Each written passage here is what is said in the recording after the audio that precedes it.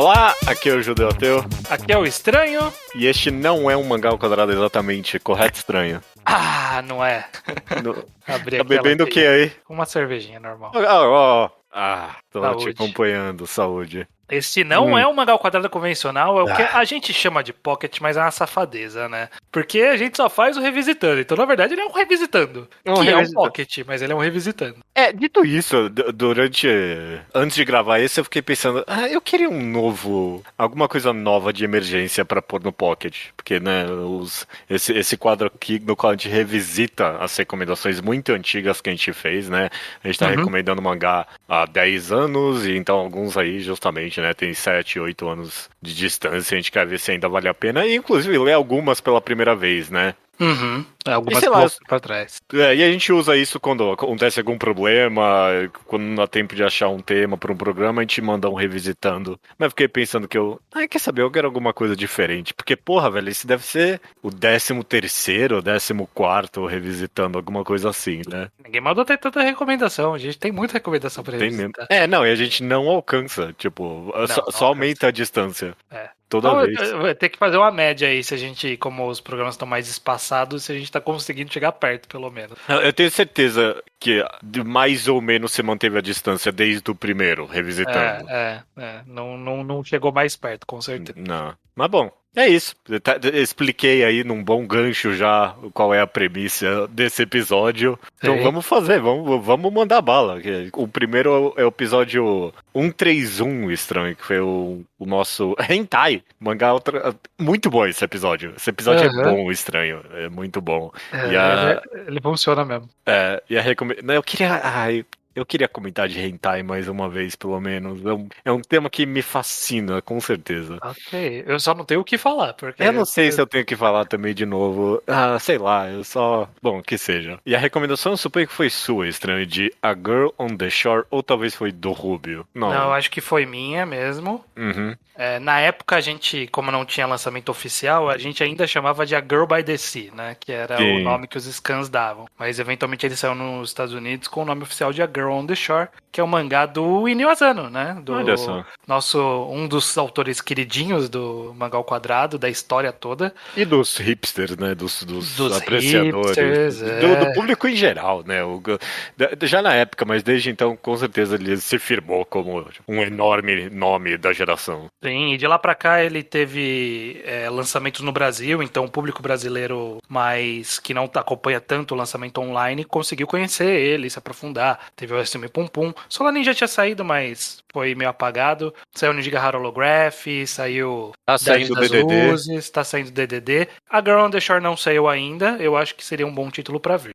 2 voluminhos, curtinho, né? Exato, dá pra fazer em um volume grandão também. Bem rápido, sobre o que é, Estranho? A Girl on the Shore é um casal de... quase entre pré-adolescentes ali, acho que eles devem ter uns 12, 13 anos ali, pela faixa etária. 14, talvez, no máximo. Que eles começam um relacionamento sexual. Basicamente é isso. É uma história que conta sobre essas duas pessoas que têm as suas, como todo personagem do Inio Asano, né, tem as suas questões psicológicas e sociais a serem tratadas, e que nessa história em específico eles lambem a ferida um do outro fazendo sexo. Exato, exatamente isso. E aí conta a história sobre como esse relacionamento deles vai se desenvolver ao longo desses 2 volumes, né? Essa intimidade ao mesmo tempo distante, essas pessoas meio problemáticas e como que isso vai evoluir. É basicamente um comentário sobre sexo na adolescência, sem tudo o que se comentaria sobre sexo na adolescência, sabe? Tipo, não tem papo sobre DST, proteção, tipo... O menino fala que usa camisinha na primeira vez que eles transam e já tá ótimo. O bastante, acabou aí, Mas nada sobre as questões que normalmente se conversa sobre sexo na adolescência, é mais sobre, tipo... Nem é sobre sexo na adolescência, no final das contas. É sobre eles, e tem sexo, basicamente. Eu acho que sexo é o tema central desse gibi, no final de alguma forma. Meio que, sei lá, sobre esse uso tão banal que eles têm, né? Tipo, do negócio pra idade deles ainda por cima. E meio que como isso modifica a relação deles com as pessoas e com eles mesmos. Acaba sendo uma discussão, eu acho, nem exatamente sobre sexo na adolescência, mas sim sexo mesmo, né? No geral. Sobre até a diferença entre a relação sexual com o romance, por exemplo, né? A distância que tá ali, a ausência de sentimento e o que isso vai significar para a relação das pessoas. Calha de ser de adolescentes. E o que hoje em dia cancelaria esse mangá facilmente, né? Tipo, não cancelaria de publicação, mas nas redes sociais as pessoas ficariam tudo, lá, adolescente transando. Não pode mostrar isso aí. Sei lá. Ia ter gente talvez comentando que é meio problemático, ou sei lá, ia ter gente falando que é pedófilo esse mangá, também. Com certeza. Sim. Mas ele é interessante. É uma das, sei lá, é uma das obras do Asano. Eu não acho excepcional nem nada. Tá bem exposto ali o estilo dele, a arte tá excepcional, como sempre. Sim, ele tem umas boas panorâmicas da cidade litorânea ali, que tem uma prainha, tem uns destroços que eles sempre vão lá ver. Então é interessante, os bons cenários, a história é ok, não é o melhor do Asano, não é o pior também. A gente já tem outras histórias mais sem graça. Essa é só uma que, tipo, é da carreira dele, faz sentido lançar, você vai ler e vai falar, ok, boa história. Boa história, eu tô contigo nessa. Beleza. No programa 132, roteiro 2, storytelling, a gente teve a recomendação, que eu acredito ser sua, de Space Boy. Erradíssimo. Que é uma webtoon, né? Está correto que a Space Boy é uma webtoon, mas essa recomendação é do Leonardo Souza. É verdade, era do Leonardo que participou com a gente. Perfeito. E eu não tinha lido na época, li pra esse episódio. Sim. Ele conta a história dessa menina, é uma ficção científica, a história passa há 300 anos no futuro. Ela mora numa espécie de mineradora no espaço, né? O pai dela trabalha minerando minérios no espaço. Acontece um monte de coisa e essa menina que sempre viveu no espaço agora tem que ir pra Terra viver pela primeira vez. E é bem uma história, tipo, a menina caipira na cidade, essencialmente, sabe? Tipo, ela vindo pra Terra e encontrando esse mundo diferente, e diferente pra gente também, mesmo que algumas coisas tenham se mantido. Eu li, sei lá, 9 capítulos, esse é o quanto eu consegui absorver da história até agora. Eu li 10, eu cheguei até mais ou menos aí também. Tem alguns, o literal primeiro capítulo, o capítulo 0, provavelmente, ele dá uma isquinha falando que tem coisa a mais por vir, né? Mas eu não li o bastante pra chegar nessa parte. Até nas artes promocionais tem 2 personagens e até onde eu li, o segundo só deu um oi, assim, à distância, sabe? Apareceu à distância, só apareceu mais da menina mesmo. Com certeza tem constantes bons usos da Webtoon nesse quadrinho, algo que me chamou a atenção, um uso bem competente e constante da verticalidade do negócio, algo que incrivelmente é uma raridade na Webtoon até hoje, sabe? Tipo, até hoje eu encontro umas pessoas que não entendem que é uma... sei lá, obras adoradas que parecem não entender que a mídia é outra mesmo. Mas Space Boy faz um excelente uso. Especificamente eu lembro de um capítulo que tem um degradê que vai indo e transição pra anoitecer. Muito bem feito isso. Viagem, isso foi bem interessante. Eu achei a arte também legal por conta que lembra um quê de pixel art, principalmente quando mostra coisas do espaço, assim. Tem um quê de meio que uns jogos mais modernos indies, assim, eu achei que ficou bonito. Mas tirando isso, assim, não me pegou o suficiente esses 10 capítulos que eu li, é muito pouco, é difícil julgar. Ele tem uma ideia ali, teve um momento que eu fiquei meio...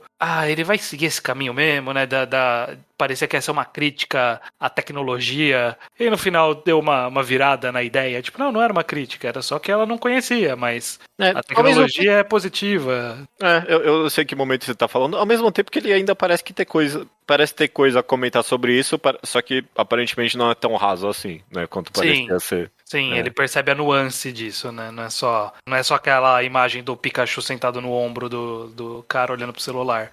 Me interessou, mas ainda tá publicação não terminou isso aí, né? Nós, 200 e tantos capítulos 300 e tantos, é impraticável. Alguém tem que me falar que é bom, porque eu abri a página. E aí, ok, vamos pro começo. Aí eu fui pra página 10 e, tipo, ainda tava no 200. Aí eu tive que procurar do lado. Ah, não, tem aqui o primeiro capítulo.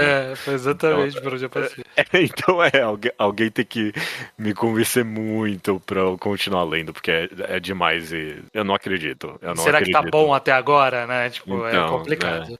É amado. No site da Webtoon aqui é cheio de visualizações e é muito bem conceituado. Eu realmente só preciso talvez de uma recomendação um pouco mais direta pra mim e de alguém confiável. Mais refrescante, né? Porque o Leonardo é confiável, né? Mas faz muitos anos. Você acha que ele tá lendo isso até hoje? Duvido. Não, claro que não. Completamente impossível. Se eu virar pra ele e perguntar o que você acha de Space Boy hoje, ele não vai ter a mínima ideia do que eu tô falando. Não vai lembrar o que é. Não é. Próxima recomendação é o episódio 133 Estranho. É o quarto torneio das trevas. É o de Perdedores, um clássico do mangá ao quadrado. Esse é muito bom. E a recomendação, agora sim, foi minha, Estranho, de Chamou até o volume 13. A recomendação até o volume 13, Chamou exatamente. até o volume 13. Que é mais ou menos quando... Com certeza é quando o mangá fica pior. Mas tipo, rola... Tem mó drama entre o artista e o roteirista. E, tipo... Eu acho que a partir desse momento é quando dá muita merda. E, tipo, os caras largam a mão de tentar escrever uma história de verdade. E esse mangá eu li só um volume pra participar daqui, porque eu não tinha lido ainda. Ele basicamente começa com... Isso pra mim é o puro suco dos anos 90, né? Sim. O menino matou os pais, foi pro reformatório, e aí ele começa a sofrer bullying no reformatório, porém ele aprende o karatê, só que ele não aprende o karatê pro bem, ele aprende o karatê pra arrebentar a galera de porrada. Não é tipo, a evolução do bem desse menino. Não, ele aprende pra tocar o cara até ele ficar desfigurado. É pra isso que ele aprende karatê. É um menino que deu um negócio do nada ali dele, ele matou os pais, aí ele vai pro reformatório e aprende karatê com um cara que tentou assassinar o primeiro-ministro do Japão. Essa parte não falou ainda no primeiro capítulo. Ah, não, tá, desculpa. Mas no comecinho aparece isso. Não notou bem isso, inclusive, né? Agora que eu paro pra pensar. Essa altura. Mas a minha impressão, tipo, foi muito rápido pra ler esse volume. Então, tipo, é muito mangá de ação, realmente, dos anos 90. É muito frenético. É, sim. E ele meio adolescente edgizão, né? Foi a minha sensação. 100%, bem Ed mesmo. Ele é bem violento mesmo. Muito. Tipo, estupra um menino no primeiro capítulo, depois ele arranca na boca o pênis do cara que estuprou ele. É tipo, tudo acontece. Em que momento termina esse primeiro volume? Eu não lembro exatamente o ponto, mas ele já surrou um outro cara e aí ele começou a treinar sozinho. Tipo, acho que a última coisa que eu vi foi a montagem dele treinando sozinho. Eu amo, eu adoro. Eu releio ele. Depois ele tem umas lutas legais, o que é? Não.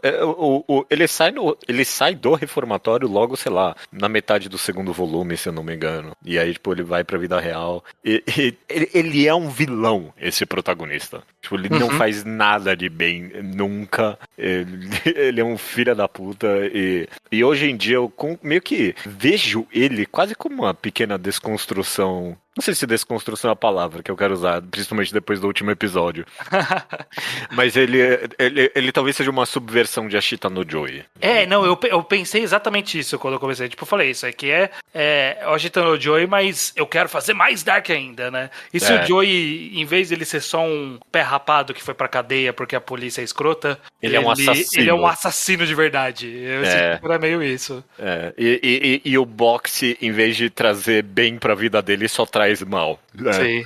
É bem isso mesmo, eu sinto que é bem isso. Ele encontra um rival que talvez seja uma referência ao cara lá de Ashita no Joy, uma hora eu penso. Então, tem muita coisa assim pra mim. Eu recomendo, eu continuo recomendando. Ele é Ed, mas eu sinto que tem muita, tipo, pureza no roteiro dele. De, tipo, fazer esse cara que realmente é um filho da puta de verdade. Tem, é interessante, parece interessante mesmo. Eu só fiquei nessa meio de, tipo, lê até tal parte é meio foda, né? Eu sei.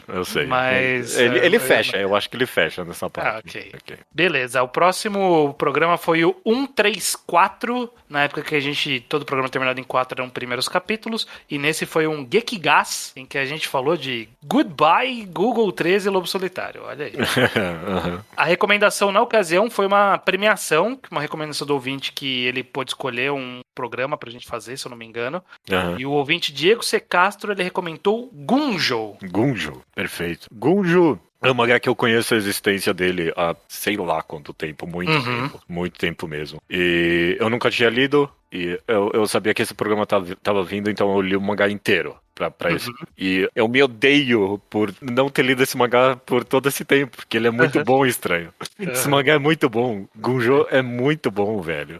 É a história dessa mulher que é casada com um homem que bate nela, e aí ela pede pra uma mulher lésbica, ela é hétero, ela pede pra uma mulher lésbica que é apaixonada por ela desde a época da escola pra matar o marido dela. E aí o resto do mangá é elas quase numa espécie de road trip, mas não exatamente, porque outras coisas acontecem pós o assassinato.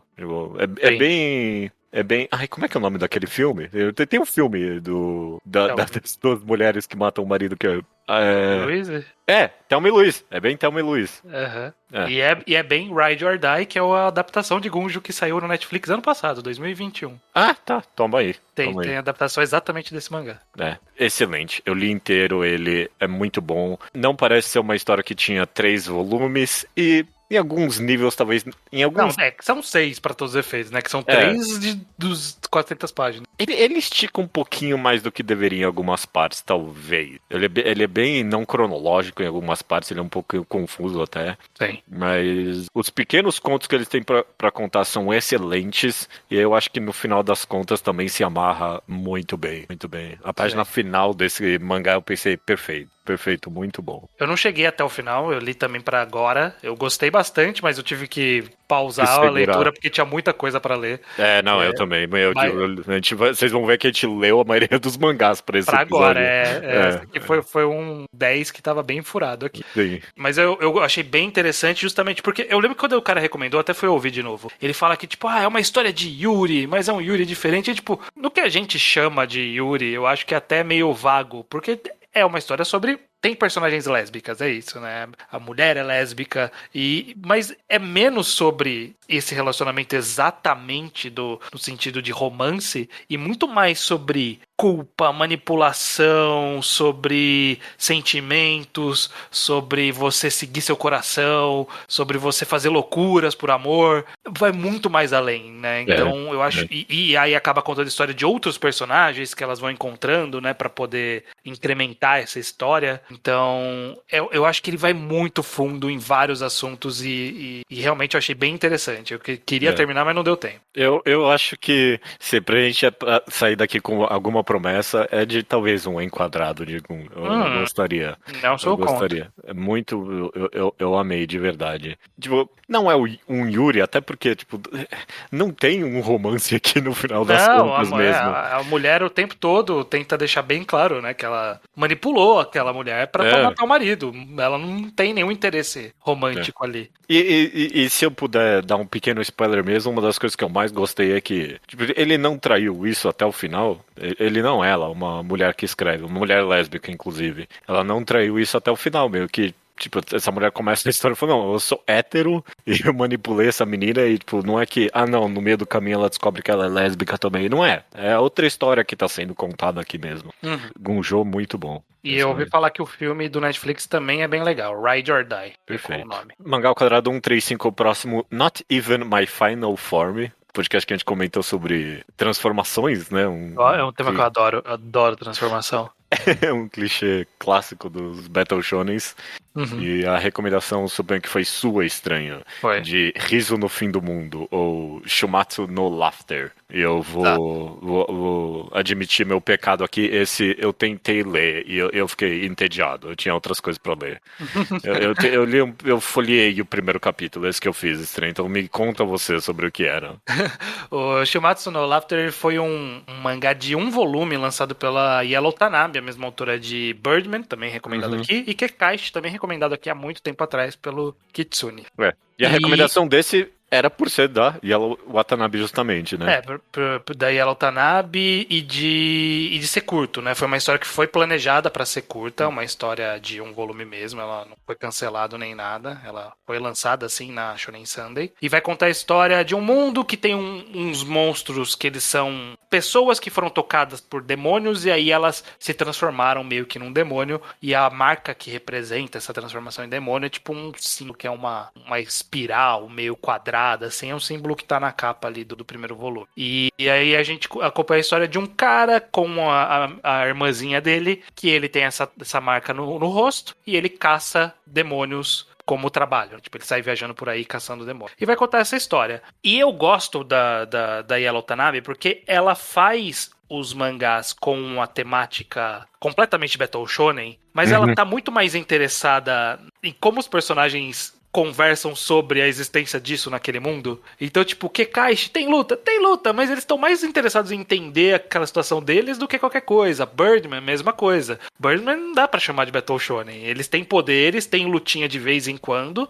até com menos frequência do que esperaria-se, e ele é muito mais sobre a dinâmica daqueles personagens, da dinâmica daquele mundo. Então, esse um volume que a gente vai acompanhar esse personagem é ele caçando um demônio, é isso. Todo um volume é ele indo na cidade, falando com as pessoas, entendendo aquele contexto, explicando o contexto daquele mundo, resolvendo a situação e indo embora. Esse é o volume. E eu acho que ele é interessante por isso, porque ele mergulha nessa, tipo, não tem luta.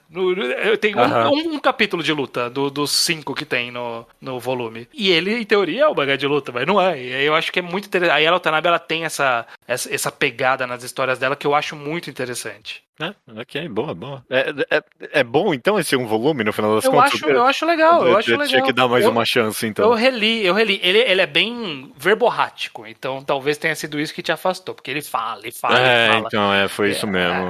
Aí se você não tá esperando que ela vai ser falado, aí fica meio entediante, mas você indo com a cabeça, não, ele é de conversa, ele tem poder, mas ele é conversa, não é poder não. Então fica mais interessante assim. Ok.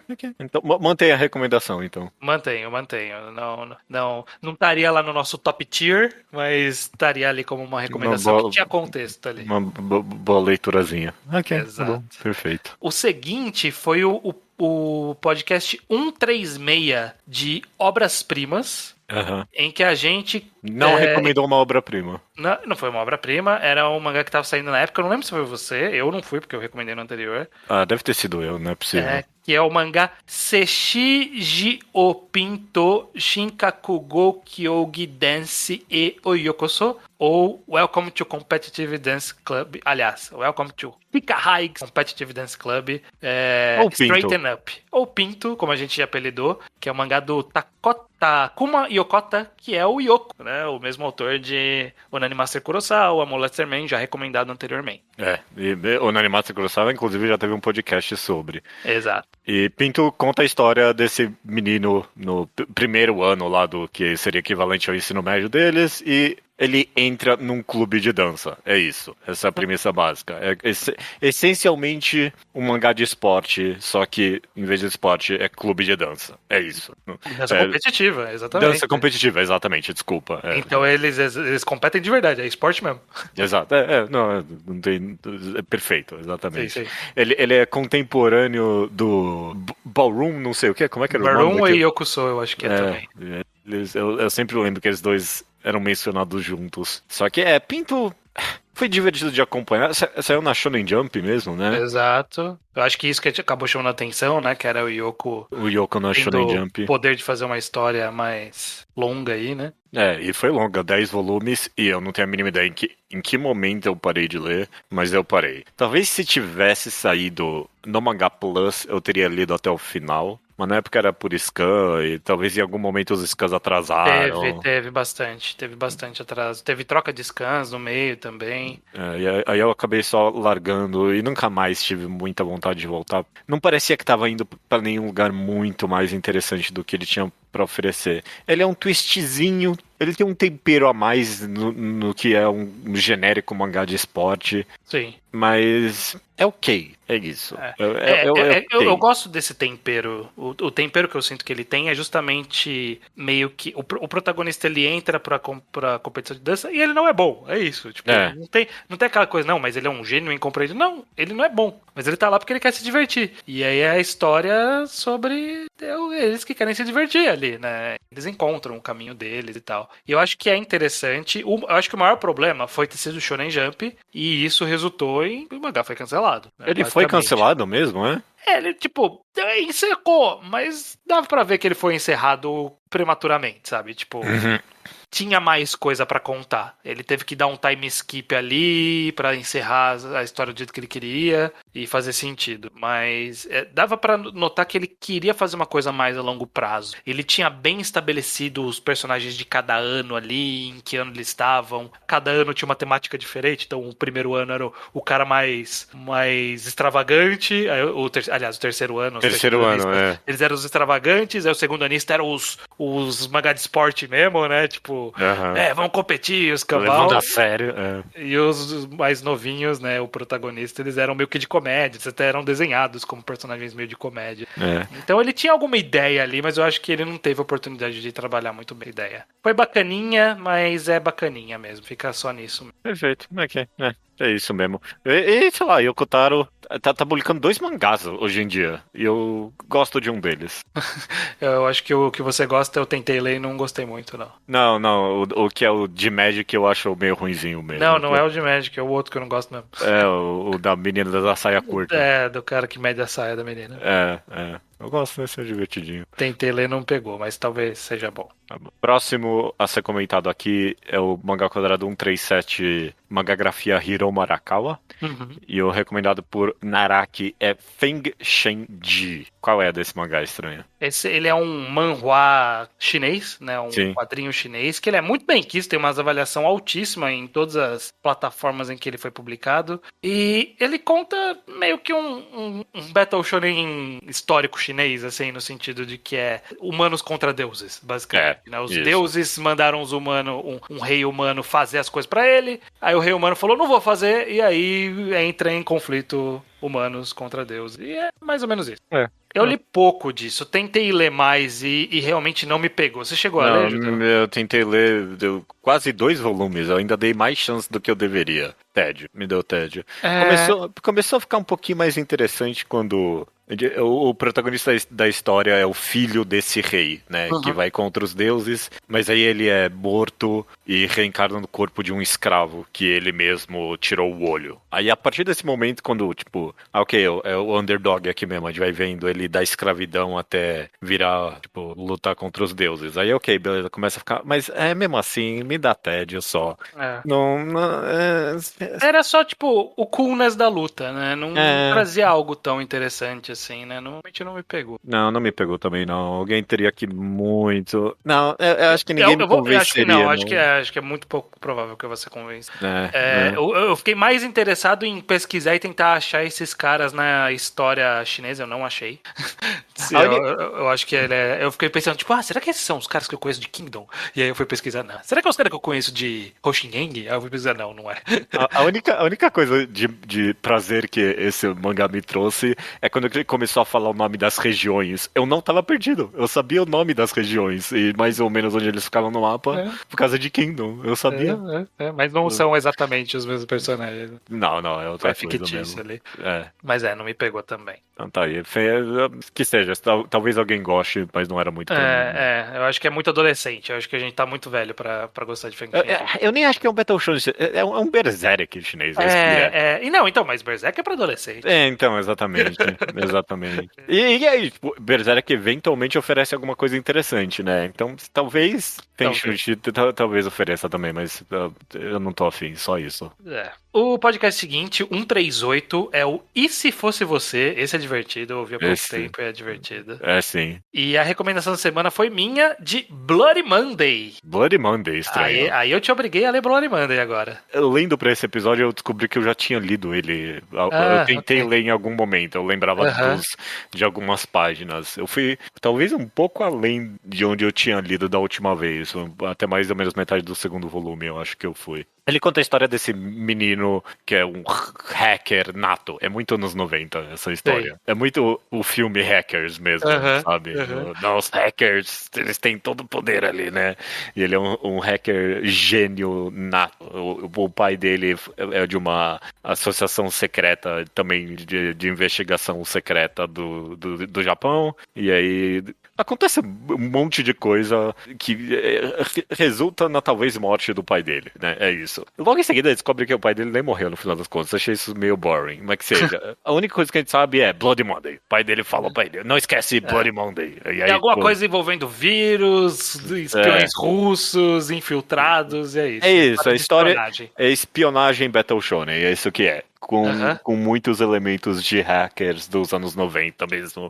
Muito interessante. Ele é tão bem pesquisado e por isso datado, sabe? Em algum nível, sabe? Por causa da natureza da tecnologia. Tipo, acho que logo no primeiro capítulo ele fala, joguei aqui um Trojan Horse, e aí tipo, tem um textinho ali explicando o que é Trojan Horse. Tipo, é tão bobinho mesmo, mas eu achei, o que eu gostei, o que eu li até agora, até que eu gostei, não é? Tem algum carisma ali, ele é bem um produto da sua época ali mesmo. Sim, ele é completamente, dos anos 2000, ele é completamente, tipo, o cool do anos 2000, é isso. Assim. O puro suco daquela época. Ele é escrito por um autor que ele é famoso por escrever uma caralhada de mangá, né? O nome dele é o Ryomon Ryoaki, mas ele, pra todos os efeitos, ele é o Tatashi Shiage e vários outros nomes. Ele escreve pra caralho, um monte de mangá ali. Escreve Drops of God, que é um mangá de vinho, escreveu Arionokishi, etc. Então é um cara que gosta de escrever história. Eu gosto de Bloody Monday, aí eu reli, aí tipo, eu reli e eu falei assim, ok, eu gostei muito mais na época porque eu era mais jovem. Que agora eu olho e falo, ok, isso aqui é só um clichê do coolness pra adolescente, é isso, por isso que é divertido. Mas ele ainda tem esse carisma que você falou, ele tem uma diversão ali, eu gosto da ideia de ser uma história de espionagem, então, tipo, nunca avança muito além disso, ele é a história de vai ter traição, vai ter personagem que você acredita e lá na frente você vai descobrir que, porra, esse cara me enganou a história inteira, caralho, mano, é tudo parte de um plano mesmo, sabe? Tipo, o autor, ele fez muito bem essa linha de fazer você crer e aí mais pra frente você duvidar de todo mundo, sabe? É bem legal, é bem bacana nesse sentido. Mas ainda assim, é um shonenzão, é isso. Ele é um sessão da tarde dos mangás. Fiquei interessado por isso em algum momento, talvez, um shonenzão espionagem dos mangás. Não sei se eu vou continuar lendo agora, mas talvez no momento que eu esteja mais na vibe, é algo que talvez eu poderia voltar. Bloody Monday é divertidinho, carismático, eu achei, sim. Ele tem 2 continuações diretas, é a mesma história continuando, que elas vão ficando gradativamente menos interessantes, mas elas ficam gradativamente menores também, então é mais tranquilo pra ler. Mas encerra na primeira, pelo menos. A primeira encerra uma história que faz sentido, mas a 2 é continuação direta dessa mesma história. Tipo, é meio que consequências da primeira história. O quanto demora pra descobrir o que é Bloody Monday? É lá no meio da primeira se descobre. Tá bom. Não é tão explorar de cabeça quanto parece. É bem mais simples. Perfeito. Próximo Mangá ao Quadrado é Mangá ao Quadrado 139, Você, Mangás e os Fãs. Eu não tenho a mínima ideia do que a gente falou aí. Não faço também. Mas a recomendação foi minha, estranho, de Ultra Heaven. Você tinha lido Ultra Heaven ou leu pra esse? Não, li pra esse aqui. Ultra Heaven, ele conta essa história de um mundo um pouco futurista ali, em que drogas, de forma geral, são legalizadas. Não são exatamente as drogas que a gente conhece hoje, são umas drogas sintéticas novas ali, e meio que o objetivo é que atingir todos os tipos de sentimento possíveis ali. Tudo que você quiser tem uma droga pra aquilo. Você vai no bar, você fala pro barman, eu quero tal sensação, aí ele vai te dar a sensação ali. Ele monta ali o coquetel de droga. É um barman de drogas. Barman de drogas, ele é médico. Isso. E E aí conta a história desse protagonista que ele faz parte de um movimento que tem nesse mundo ali, dos caras que eles consomem muito um tipo de droga, e esse tipo de droga misturado com outro tipo de droga faz parada cardíaca. E aí ele vai de bar em bar, tipo, tentando fazer o barman dar essa droga pra ele, mas os barman estão ligados, então tem toda uma questão. E eventualmente ele consome uma droga muito louca, que faz uma viagem lisérgica muito louca na história. E aí a história passa a ficar louca, é isso. A quadrinização do mangá, a narrativa é uma representação da viagem lisérgica que o cara tá passando pelo uso da droga. E aí você passa a não saber também, tanto quanto o cara tá loucão e não sabe o que é realidade e o que não é, a gente também não sabe o que é realidade e o que não é na história. Exato. E a história inteira é isso, essencialmente. Pelo menos tudo que tem scan, né? Porque esse é um detalhe desse mangá. Porque ele tem 3 volumes, no Manga Update está como... cancelado. Cancelado mesmo. E a gente nem tem esses 3 volumes inteiros nem no scan. Então, toma aí mais um aspecto metalinguístico dessa história. De que a gente passou estranho pela parada cardíaca aí. Morreu. Não tem mais nada. No mangá acabou. Desapareceu, não existe mais. Então, Mas o pouco que a gente tem, eu não sei como é que eu recomendei Ultra Heaven, mas a minha recomendação tal, eu continuo recomendando, porque o pouco que tem é uma experimentação maravilhosa. É criativo pra caralho. A sensação da viagem que ele mostra ali, de uma coisa, uma piração leva a outra pela quadrinização, é muito louco, cara. É muito bem feito. Eu fiquei fascinado também olhando as páginas. E umas ideias muito originais ali na quadrinização mesmo, sabe? Coisa que você não veria em outros lugares mesmo. Tipo, eu acho que até só como essa experiência de ver umas ideias diferentes sendo executadas ali é completamente excelente. Nem que seja só pra pegar as páginas e postar no Twitter, sabe? Eu não tinha lido esse mangá há sei lá quanto tempo, eu abri agora e tipo, eu lembro dessas páginas. A página que é uma espiral e a menina vai mudando de cara em cada uma, que coisa maravilhosa, né? Sim, muito bom, muito bacana mesmo. Eu fiquei meio triste de ver o Canceled aqui. A Wikipédia diz que tá em IA. O Manga Updates diz que tá cancelado. Mas eu acho que ele é tão underground que tipo, a gente nunca vai ter essa informação concreta, porque ninguém se importa. O autor desse mangá, o Ikeishi Koike, sei lá como é que se pronuncia o nome dele. Ele é um autor que... Ele era adoradinho, pelo menos por um grupo de scanlator bem cult em específico, e ele teve algumas das suas obras traduzidas. Eu tentei ir atrás dele pra ver o que ele tá fazendo hoje em dia, se tem alguma coisa, só sumiu. Se tá em algum lugar, tá muito no underground japonês, e eu não tenho a mínima ideia. Não entra pra gente essas informações. Tá? Não a última coisa que a gente tem aqui é um Heaven's Door de 2003, é isso. Eu fui na Wikipédia do nome dele, e aí tem um pequeno trecho de entrevista dele falando que... Não, eu já experimentei tudo que é droga. Ele falando ali. Eu adoro drogas. Ele começa a listar tudo que ele já usou de droga. E ele fala que LSD em específico é muito importante. Ele fala isso. Ok. Então, Se ele tá dizendo... Escreveu de experiência e deu esse quadrinho maravilhoso. Muito bom. É bem interessante, bem diferente. É único no mínimo. E finalizando aqui esse revisitando, a gente sempre faz 10, né? De 10 em 10 que a gente tá indo. O Mangá ao Quadrado 140, a gente falou de Kokono Hito, a parte 2 de 14 Mountain, uma das minhas partes preferidas do mangá. Sim. E a recomendação foi do ouvinte, do Sérgio Júnior, que recomendou Gunka no Baltzer. Ou ele fala que tem vários nomes, né? Baltzer Militarismos, ou Gunga no Bowser, e vários nomes aqui. Vou descrever esse mangá pra você em uma frase estranha. Assassination Classroom na Primeira Guerra Mundial. ou sei lá, ou com uma pitadinha de GTO, ok? De Great Teacher Onizuka. É isso, é um cara, ele tá indo bem na carreira militar dele nessa terra fictícia, mas é em 1920, é claramente, tipo, Guerra Mundial é década 10, né? É um pouquinho antes disso, mas esse é o período ali de Primeira Guerra. Era começo do avanço militar para as armas de fogo mais modernas, né? Exato, guerra de trincheira e tudo mais.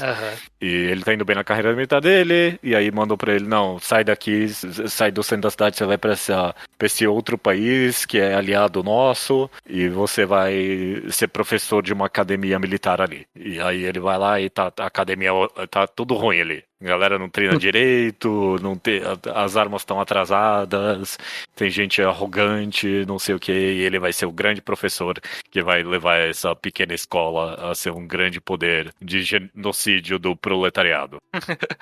Exatamente. Eu não tinha lido esse mangá. Você já tinha lido ele antes? Não, Ou não? não, não. Eu li pra esse programa e, tipo, ele é super, tipo, é guerra, né, gente? É isso aí, né?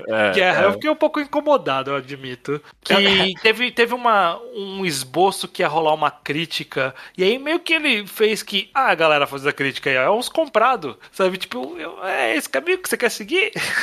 Tipo, É esse caminho que você quer seguir? Que as críticas à guerra são forçadas? Não sei. você tem que completamente ignorar o quanto exala por parte do autor desse mangá a paixão dele por, tipo, militarismo dessa época e, tipo, só, sei lá, uma nostalgia bizarra por esse período de guerra, sabe? Você tem que ignorar isso e enxergar como, ok, é meio que uma história de underdog, não sei o que, pra gostar desse mangá. E mesmo assim, tipo, é ok.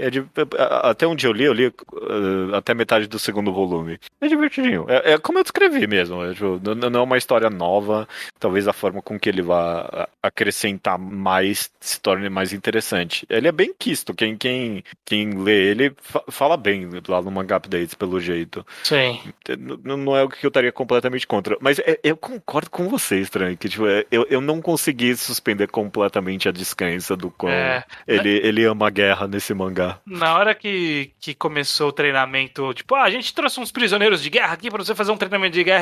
Não, mano, pra quê? Tipo, esse caminho que você quer seguir? Principalmente, sei lá, eu não consigo me desligar, principalmente porque ele tem essa paixão pelos gênios da guerra e não sei o que, pipipipopopó, e tipo, é tudo tão... É 1920 que passa esse mangá, pô, já passou, já é gás mostarda, sabe? Tipo, já não tem técnicas, não tem mais nada, meu amigo, é só brutalidade mesmo, não tem essa não. Então, sei lá, talvez em outro período da minha vida eu teria gostado mais, eu não sei. Não foi o que me pegou também. Não, mas é isso. Essa foi a última recomendação. No final do Revisitando Estranho, sempre dá uma olhada pra frente. A gente tem que ler muito pra próxima? Deixa eu dar uma olhada aqui. Acho que menos do que essa. Eu tenho que ler menos do que eu li pra essa. Deixa eu abrir aqui pra dar uma conferida. Uns ou outros, mas nada muito complicado aqui, não. Não, acho que tá... Tá mais fácil. Não, tá bem mais fácil. Tô vendo aqui. É que tem uns aqui que faz tanto tempo que eu preciso relembrar. Eu tenho que lembrar. Eu li, mas eu li há muito tempo. Eu também. Tipo, Dead Flowers, eu li na época, eu não lembro nada. Suiki, né, que é o Waters, Nossa. eu li e eu não lembro nada. Suiki é um produto lembrado só na sua época mesmo. Ninguém lembra mais que existiu. Mas eu fico fascinado. São mais curtos também. Fico fascinado por Kuro aqui, uma recomendação muito prévia minha. Kuro. De Somato, que acabou virando meio que um querido aí pelas pessoas com Shadow House depois. E tem um mangá da Ieyazawa, que foi recomendada pela Mayuki, que eu não li e agora eu gosto da Ieyazawa, então... Vamos ver. Então é uma boa chance pra ler, velho. Olha, tem até o Beastars bom aí. Não, esse aí já é no vai ser no próximo. Beastars vamos no próximo, tem razão. Isso. Mas é isso, essa foi a Revisitando Recomendações. A gente volta semana que vem com a programação normal. Esperamos que com um ano, hein? Próximo é o ano. Próximo episódio é o ano, se der tudo certo. Tudo der certo. Até lá então, estranho. Até lá.